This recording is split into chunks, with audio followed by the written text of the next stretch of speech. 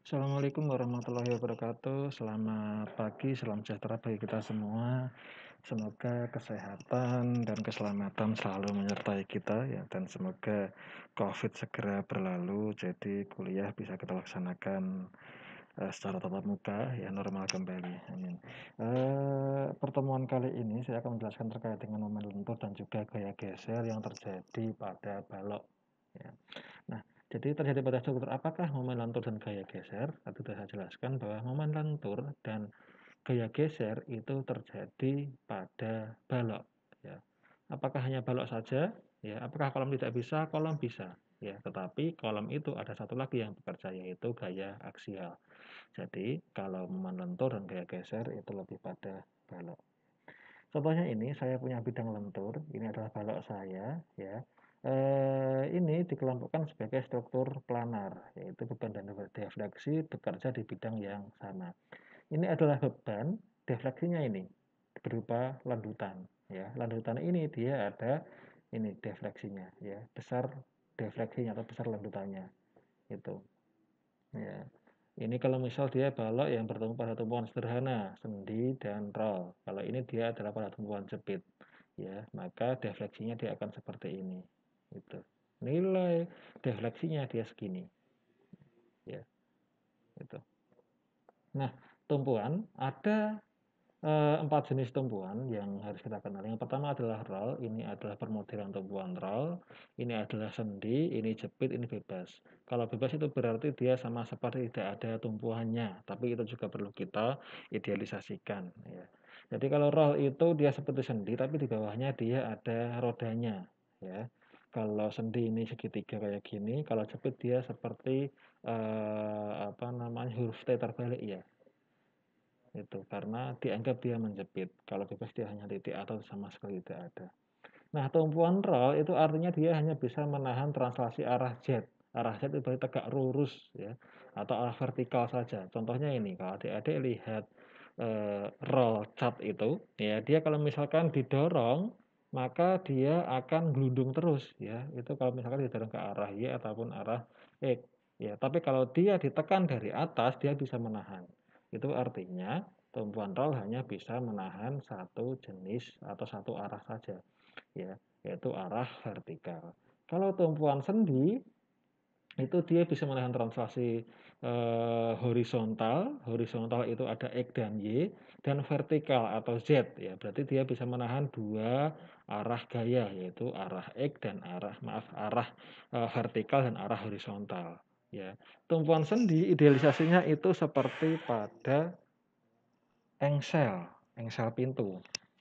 Pintu itu kalau adik-adik dorong, dia bisa menahan, ya. Dorong dari depan, dorong dari samping, dia bisa menahan. Tapi kalau adik-adik putar atau buka pintunya, rotasikan, dia tidak bisa menahan, dia akan membuka. Itu. Ya. Kalau jepit itu berarti dia bisa menahan semuanya, ya. Didorong dari vertikal dia bisa, horizontal bisa, ataupun teman-teman eh, rotasikan ya, itu dia juga bisa menahan. Contohnya ini ya, kalau ini dibaut kan ini mau didorong dari sini, dorong dari sini, atau ini diongkak-ongkek gini. Ongkak-ongkek itu bahasa Indonesianya apa ya? Ya itu pokoknya ya, yang luar Jawa nanti silakan cari bahasa Indonesianya ongkak-ongkek ya. Itu dia tetap bisa menahan. Ya, jadi dia bisa menahan eh, gaya arah vertikal, gaya horizontal, dan rotasi. Itu. Kalau bebas itu dia sama sekali tidak bisa menahan karena bebas itu dianggap dia tidak ada tumpuannya gitu. Jadi kalau teman-teman melihat suatu tumpuan, jenis tumpuan ya, tumpuan itu gini deh. Jadi bukan pondasinya tumpuan itu di dalam struktur ya. Tumpuan itu di sini yang dimaksud tumpuan ini adalah peletakan antara strukturnya dengan pondasi. Misalnya gedung, peletakan dengan pondasinya bagaimana? Ya, jembatan peletakan dengan pondasinya bagaimana? Balok peletakan dengan pondasinya bagaimana? Seperti itu, ya. Lalu kita dekati dengan pemodelan ini. Kalau dia hanya bisa menahan gaya vertikal dan horizontal, maka kita anggap dia tumpuannya adalah sendi. Kalau dia hanya bisa menahan gaya vertikal, maka kita anggap dia adalah tumpuan roll. ya. Kalau dia bisa menahan vertikal, horizontal, dan juga momen atau rotasi, maka kita anggap dia adalah tumpuan speed. Gitu. Nah, ini adalah contoh pada jembatan. Jembatan kalau adik-adik perhatikan yang sekarang ini banyak dipasang itu bukan lagi tumpuan sendi dan jepit. Kalau ini kan kelihatan ya, ini dia sendi, ini dia roll ya. Ini roll ya, ada rodanya di bawah ini sendi ya, kayak engsel persis. Tapi yang sekarang kan gini, dia dari karet elastomer ya. Kanan kirinya dia karet elastomer, lalu dia sebenarnya didekati dengan tumpuan apa itu? Kita lihat ya. Tumpuan sendi dan roll kalau dia digabungkan ya, maka kan yang satu dia apa namanya, dia bisa menahan, yang satu dia tidak bisa menahan. Artinya apa? Ketika digabungkan maka tumpuan itu menjadi lebih fleksibel ya. Di sendinya dia tidak bisa bergerak ke kanan ke kiri, tapi di rollnya dia bisa bergerak ke kanan kiri. Tapi karena ada sendi akhirnya bergerak tidak kebablasan. Ya, sehingga kalau misalkan ini roll, di sini roll ya, yang di sana ada sendi, dia bisa bergerak ke kanan kiri yang roll ini tetapi tidak akan lepas sampai ke sini. Karena yang sana dia ditahan oleh sendinya. Jadi ketika balok ini melendut, ya, maka kan ini kan akan lari ke sana rollnya ya. Itu tumpuan sendi dan roll. Nah, pada karet elastomer itu dia didekati dengan itu ya. Jadi ketika ini itu dikasih karet, dia kan akan goyang ke kanan ke kiri. Ketika melanjutkan ini juga apa namanya rada miring ke sana toh. Nah, itu kita anggap sebagai idealisasi tumpuan sendi dan roll itu. Nah, beban sendiri ada beberapa jenis. Yang pertama adalah beban terpusat. Beban terpusat itu berarti dia pada satu titik saja. Ya, contohnya kalau adik-adik berdiri di atas gedung, ya, maka beban adik-adik ini adalah termasuk dalam beban terpusat. Karena cuma dalam satu titik. Lalu beban merata itu dia seperti beban terpusat, tetapi jumlahnya ada banyak. Ya, misalnya adik-adik satu kelas itu memenuhi ruangan, ya, atau adik-adik satu rambel memenuhi satu ruangan, ya, secara merata, maka bisa dianggap sebagai beban merata. Kenapa? Karena dalam satu area, ya, itu ada beban, ya, itu. Ini didefinisikan kalau misalkan beban terpusat itu sebagai P, kalau beban merata sebagai Q kecil itu berarti persatuan, bukan satuan panjang ya, persatuan luas ya, sorry.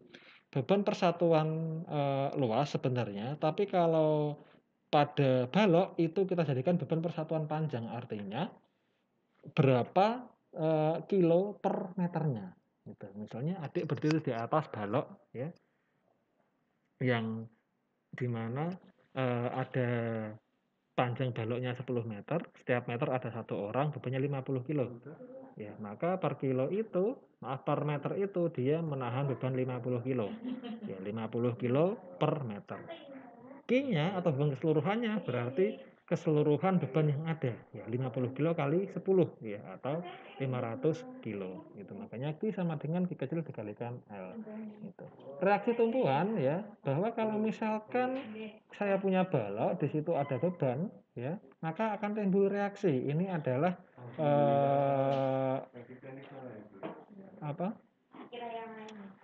penerapan dari hukum Newton 3 aksi sama dengan reaksi. Ya. Nah, perjanjian tandanya apabila positif itu dia akan menyebabkan perputaran arah searah jarum jam. Apabila negatif itu menyebabkan perputaran berlawan arah jarum jam. Itu artinya apa? Gampangnya gini. Kalau saya punya reaksi, ya, sebenarnya ini akan dibahas di mata kuliah analisis struktur 1 ya. Mungkin ini lebih apa lengkapnya nanti biar dibahas di mata kuliah analisis struktur 1 saja. Kita lebih ke rumus langsungnya saja ya. Jadi gini. Nah, dalam mencari reaksi, kalau dia beban terpusat itu bisa kita hitung memakai rumus ini. Ya, sigma MA sama dengan 0 atau kesetimbangan momen di titik A ini sama dengan 0. Kalau kesetimbangan momen di titik A sama dengan 0, maka A ini kita anggap atau kita pegang. Ya. Maka yang dapat kita cari adalah reaksi di titik B.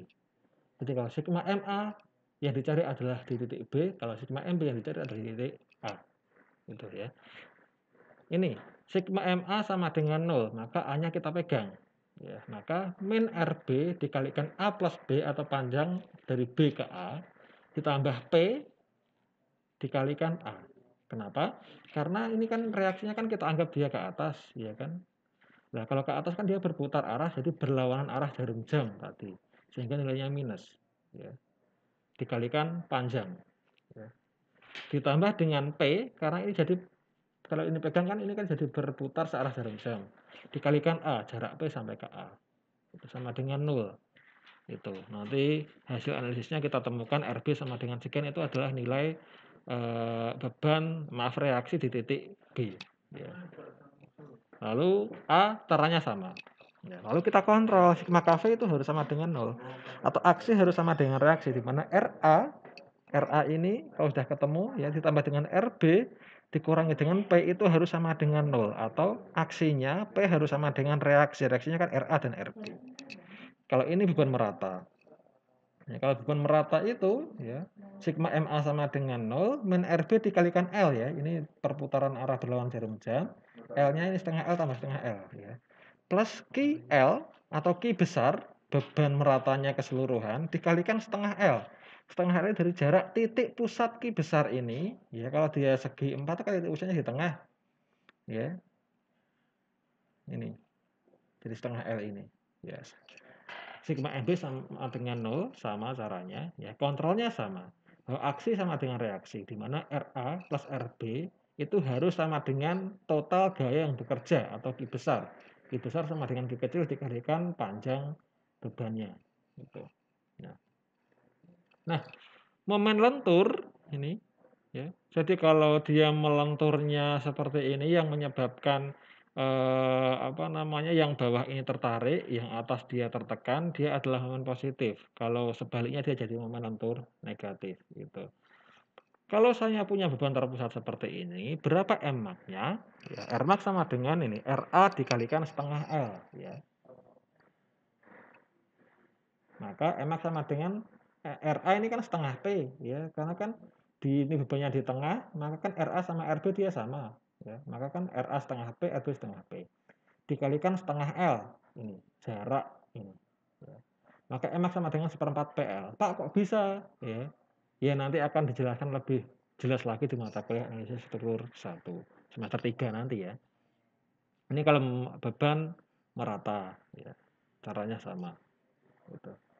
Sedangkan ini adalah gaya geser. Jadi kalau dia menyebabkan pergeseran seperti ini ya, dia adalah geser positif. Kalau gesernya seperti ini dia geser negatif ya.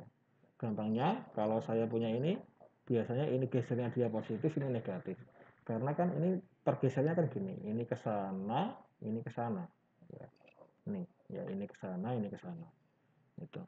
Nah, ini adalah gaya geser untuk beban terpusat ya.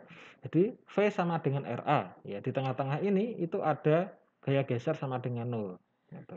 Kalau beban merata ini, ya, bedanya kalau terpusat itu dia ini ya dari tumpuan sampai ke tengah bentang itu dia sama, konstan nilainya. Kalau beban merata enggak, dia di tumpuan dia besar sekali, semakin ke tengah, tengah-tengah dia kecil, di tengah-tengah dia 0.